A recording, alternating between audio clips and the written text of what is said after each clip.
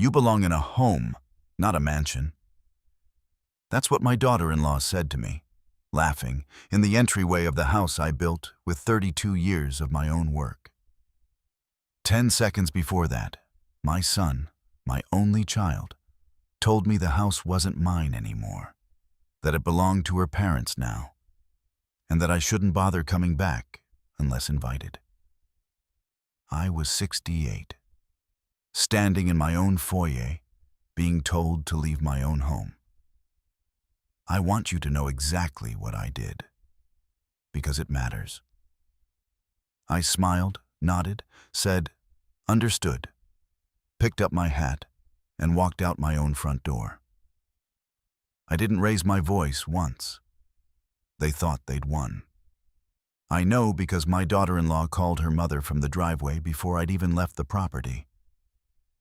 11 days later, 3 moving trucks pulled up that same drive, and what was waiting inside made her drop her keys right on the marble floor.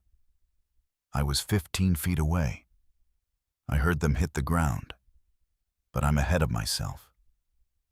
This only makes sense told in order, because you need to understand how a man loses a house he never actually lost, and what was waiting behind that door when it finally opened. It's not what you think, and it isn't about money. My name is Walter Ashcombe. I'm 69 now. This all happened last year when I'd just turned 68. I didn't inherit anything. My father drove a delivery truck. My mother kept books for a hardware wholesaler. I went to a state college on scholarship and summer jobs, then landed in industrial equipment, pumps, fasteners, machine parts. At 33, I mortgaged everything and bought a struggling regional supplier. Over the next 32 years, I built it into a real operation across 5 states with almost 400 employees. I sold it at 63, and that sale is where the money came from. 3 decades of work, cashed out in one signature. With it, I bought a villa in Sarasota. I have to be honest about that purchase, because I'm not sure it reflects well on me. My wife Margot had dreamed of a house on the water since she was a girl in landlocked Ohio. At 19, she'd torn a photo from a magazine, white walls, palm trees, a pool facing blue water, and kept it for over 40 years. Through every hard stretch, every year I was gone 200 nights chasing the business. She never once asked me for that house. She'd just take the photo out sometimes, usually in winter, look at it, and put it away. I used to think that was patience. Now, I think it was something sadder, that somewhere around year 15, she'd quietly accepted she'd married a man who'd mostly be somewhere else. And that photo was how she held on to a future where it had all been worth it. When the money came, I bought her that house, nearly identical to the photo. Here's the part I have to answer for. I bought it too late. Margot was already sick by the time we closed. We found out 6 weeks after moving in. She got 14 months there, most of them hard, before she passed in the upstairs bedroom, in the home she'd wanted her whole life. I sat on the edge of that bed and understood, far too late to fix it, that I'd spent 32 years buying a woman a house when what she wanted was a husband who came home. There's one good thing from those 14 months. For about 5 weeks that second spring, she felt well. Every morning, I carried a chair to the seawall and she'd sit with her coffee, watching the water. On the 3rd morning, she laughed and said this was the most time I'd spent in one place since the 80s. She meant it kindly, but it hit me like a blow, because she was right. 32 years away, and I got 5 weeks of mornings by the water. Everything I did later came from those 5 weeks, and what they taught me about what a house is actually for. Now my son, Dean, is 39, my only child, and I love him. I need to say that before anything else. Dean never had to want for anything, and that's on me. I paid for school, cars, an apartment, a wedding, a business venture that cost me nearly $250,000, and a second one that never got past a logo. He's not stupid or lazy. He's a man who never had to discover what he was capable of, because every time he got close to that edge, his father wrote a check. I built that. I don't get to be angry about it now. There's one memory I can't shake. He was 11 and brought me a wooden box he'd made in shop class while I was on a business call. I held up a hand, wait, and finished the call. By the time I turned around, he was gone, and the box sat on the counter. I said, "Thanks, buddy," to his back going up the stairs. I found that box in storage 2 years ago, going through Margot's things. She'd kept it nearly 30 years. That's the honest beginning of how my son became a man who'd hand his father's house to strangers, and my fingerprints are all over it. Dean married Renata 7 years ago. She was 34 then. I'll be fair. She isn't stupid either. Just ambitious in ways Dean never was, from a family that didn't have much. I understand wanting more. What I couldn't get past was the calculation running behind every conversation. After Margot died, it sped up considerably. Because after Margot died, I made a mistake. I was 65, widowed, alone in a house with 10 empty rooms, and drowning. My housekeeper, Nora, would find the same plate sitting untouched for days. Dean offered to move in with Renata so I wouldn't be alone, and I said yes. I don't think that was foolish. I think it was lonely. And loneliness makes you generous in ways people running calculations can exploit. For 6 months, it was genuinely good. Then it shifted so gradually I couldn't name the day. First, my study became a nursery. Then Margot's artwork came down, replaced with things Renata preferred. I said nothing. It's paint on canvas, and she's alive, and my wife isn't. One afternoon, a designer in my kitchen asked if I was the father-in-law staying with them, and Renata didn't correct her. Then she asked sweetly if I'd mind giving them the kitchen. I took my coffee to the pool like a guest overstaying his welcome. It's never one big theft. It's 40 small ones, and each time saying something makes you the difficult one. Next came the guest cottage. With the baby coming, they explained, it made more sense for me to move to the back. More privacy, quieter for me. The cottage is lovely. That's not the point.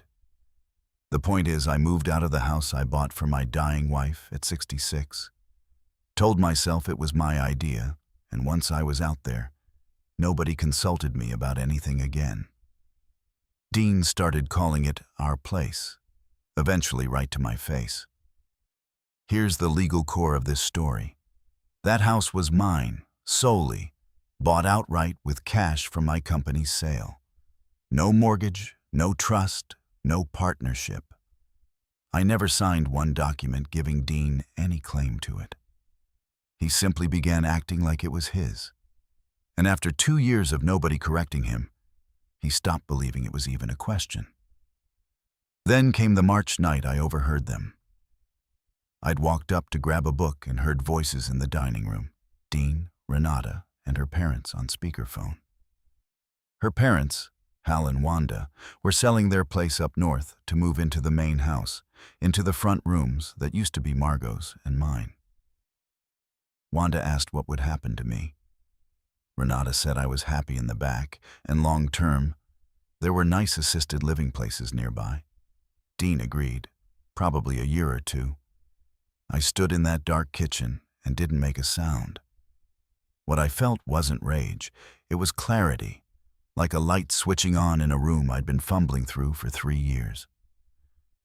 I finally accepted my son was never going to become a different man, that I'd made him exactly this way, and that no amount of money was going to undo what money had caused. I got my book, went back to the cottage, said nothing. The next morning, I called a lawyer. Her name is Judith Marsh, an estate attorney with no ties to my family whatsoever. The first piece of advice I'd give anyone: never use the family lawyer.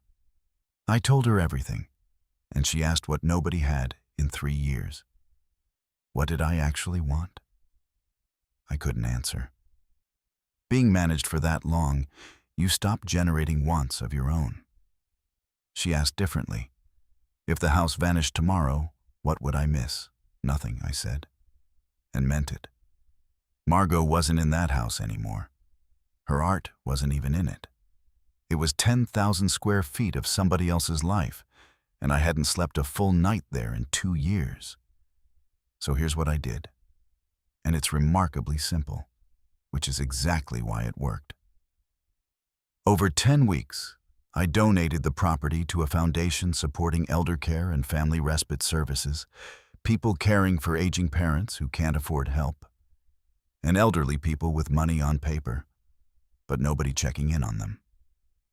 I'd visited their existing facility first. 8 beds, a waiting list 90 names long, broken air conditioning. I stood in that hallway thinking about 10 empty bedrooms in Sarasota while someone on the phone said nothing would be available until winter.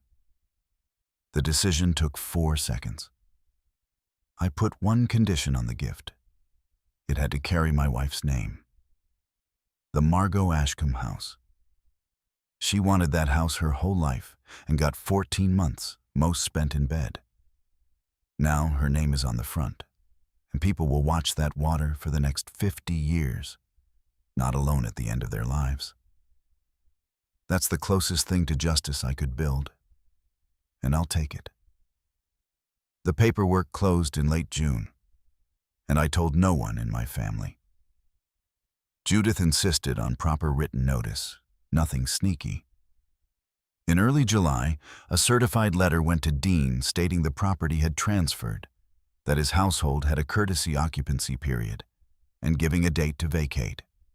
He signed for it. We have proof. Here's what he did with that letter. Nothing. He told no one, not his wife, not her parents, who were at that moment selling their own house on the strength of a promise. He decided it was an empty threat that would sort itself out. He never came to talk to me. My son learned he was about to lose a $12 million house and didn't think it deserved a 20-minute conversation with his father. Meanwhile, his in-laws sold their house. By mid-August, the foundation was already moving. Surveyors, contractors, an architect with blueprints. Dean confronted me in the front hall, asking who all these people were. That's when he decided to end things for good. Told me Hal and Wanda were closing in 3 weeks, that this was theirs now, and I shouldn't come back uninvited.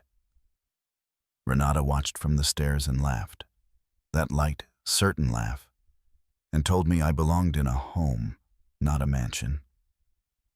I could have stopped it right there with 4 sentences. I didn't.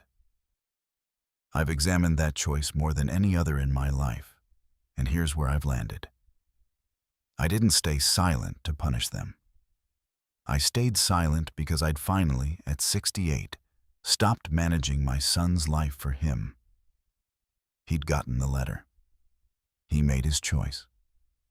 For the first time in 39 years, I let him face what happens when you ignore something important. 11 days later, 3 moving trucks came up the drive. I was there for the foundation's formal walkthrough and plaque unveiling, scheduled weeks earlier. Did I know Hal and Wanda were closing that same week? Yes. That same morning? No. But I won't pretend I was sorry when those trucks arrived. Inside that morning, foundation staff, an architect, and contractors with blueprints on the dining table, my attorney Judith with her folder, a project manager, and a deputy sheriff present for a routine civil standby. On the entryway wall hung a fresh bronze plaque, the Margot Ashcombe House, Respite and Transitional Residence. I sat by the window in my hat. The front doors stood open for the contractors, so the family just walked in mid-conversation. Hal first, then Wanda, then Renata with coffee in one hand and keys in the other. They stopped cold. First they registered the strangers, the hard hats, the deputy. Wanda apologized, thinking they'd wandered into the wrong event. Then Renata saw me by the window, exactly where I wasn't supposed to be. Then she saw the plaque. I watched her eyes cross it once, then go back and read it again, the way you do when words won't assemble the first time. My dead wife's name, in bronze, on a house her parents were about to move into within hours. She didn't think they'd been cheated in that instant. That would have been survivable. She understood this had been settled and finished months ago. Bronze doesn't happen overnight. Someone had known for months. That's when the keys hit the marble floor. Nobody moved to pick them up. Hal turned to his daughter and asked what was going on. That's the exact moment Dean walked through the door behind them. His face told me everything. He didn't need to read the plaque. He'd held that letter for 5 weeks, and now watched the thing he'd ignored happen exactly as written, with his wife and in-laws standing in the middle of it. Judith stepped forward, introduced herself as my counsel, explained the transfer had happened in June, that written notice had been signed for, and that she had copies for anyone who wanted them. Renata turned to her husband and asked what signed for meant. He didn't answer. His silence answered for her. I got up, picked her keys off the floor, and handed them back because her hands were shaking. Then I told her there was a good facility nearby, taking new residents, and her parents were welcome to apply. We kept a waiting list. I put on my hat and walked past the trucks. Now the honest rest of it. Hal and Wanda had already sold their house. That was real, and hard on 2 people in their 70s who'd trusted their daughter's word. They spent 4 months in a rental. Wanda called me weeks later, not angry, saying she didn't blame me and wished someone had told them sooner. We're friendly now, in a strange way. She sends a card every Christmas. Dean and Renata's marriage didn't survive it. They separated within 5 months. The divorce finalized this spring. That wasn't entirely my doing, and it wasn't entirely not my doing either. I've stopped pretending those are different things. What broke that marriage wasn't the house. It was Renata learning, in front of her own parents, that her husband had known for 5 weeks and said nothing. Dean and I didn't speak for 7 months. Then in March, we met for coffee. It wasn't a reconciliation, exactly. It was hard and cold in places. He told me I'd humiliated him. I told him he was right, that I was sorry it happened in front of his in-laws, and that I'd do it again anyway.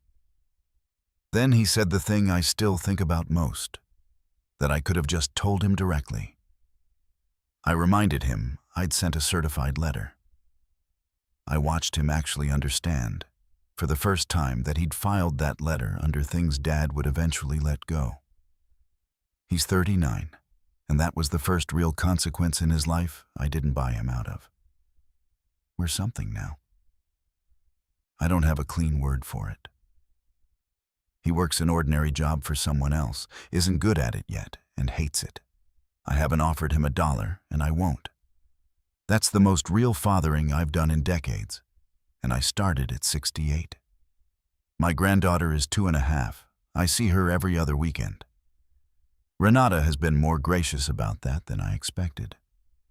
The property took most of a year to convert and open this past summer. 12 permanent residents, plus respite beds that turn over constantly. I visit every Thursday, mostly just sitting by the seawall, listening to people in their 80s tell me their life stories, which turns out to be the best way I've found to spend a morning. I need to mention Nora, my housekeeper of over 20 years, who sat with Margot through the worst of her illness. When Dean and Renata moved in, they let her go by text message after nearly 2 decades, No severance, no notice. That was the very first thing I fixed, before the foundation, before any of it. A real annuity, funded monthly for life, plus health coverage. She works at the house now. The foundation hired her as residence manager once I passed along her name. She runs that building. She still calls me sir, and I've given up correcting her.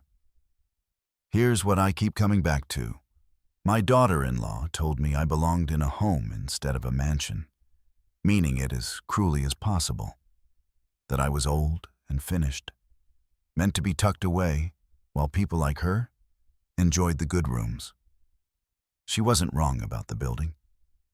She was wrong about who it was for. That house is full of elderly people now, in the good rooms, with a view of the water, cared for by people who chose to be there. She named it. I just did the paperwork. I didn't do any of this for revenge. My lawyer laid out far harsher options, and I turned all of them down. I did it because that night in the dark kitchen, I finally understood my real problem hadn't been that my son wanted my house. It was that I didn't want anything at all. A man who wants nothing becomes furniture, moved around by whoever's doing the decorating. The day I decided what that house was actually for, I stopped being furniture. If someone in your own family is managing your life right now, discussing your future like you're not in the room, I want you to hear this from a man who let it go on 3 years too long. It doesn't end because you're patient. It ends the day you finally want something specific enough to say out loud, to someone who's never met your children. If this story meant something to you, hit like. Tell me in the comments about someone who showed up for you without ever being properly thanked. And subscribe to Aftermath Tales for more stories like this one. There's another one coming, and it's worth the wait.